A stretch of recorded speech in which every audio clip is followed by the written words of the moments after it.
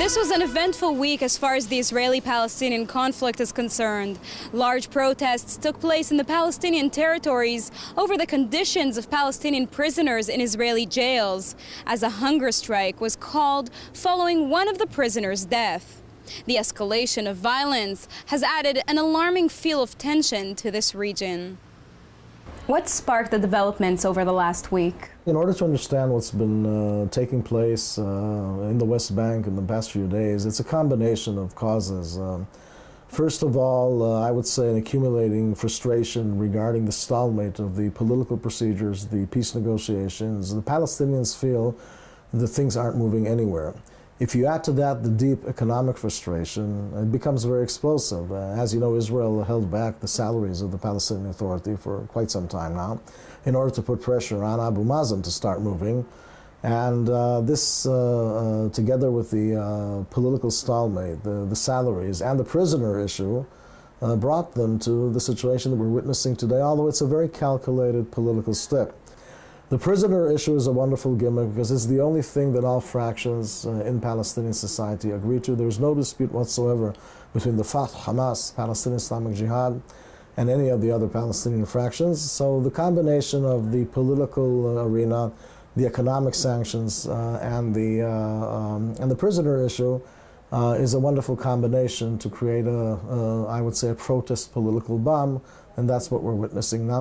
Is it possible that some of this may be related to President Obama's visit to Israel next month? I think that part of the commotion that we're watching today, that we're witnessing in the West Bank, also has to do with that. They want the Americans' attention. And I think there's a lot of hope that maybe Obama and Kerry could move the negotiations forward. As far as I understand American policy, I just came back from Washington a few days ago. This administration is determined to try to move the negotiations. I think we're going to see a very active Secretary of State, in this case, of course, Mr. Kerry, and I think that this is the next thing that is coming down the road. In violation with the ceasefire with Hamas, which was agreed upon following Operation Pillar of Defense, a Grad rocket was launched into the Israeli city of Ashkelon from Gaza this week, demonstrating solidarity with the West Bank. And Israelis seem quite concerned. The Israeli government should be making more efforts to talk to the Palestinian Authority. The Palestinian Authority should be making more efforts to talk to the Israeli government. Both sides have climbed up ladders and they don't want to come down.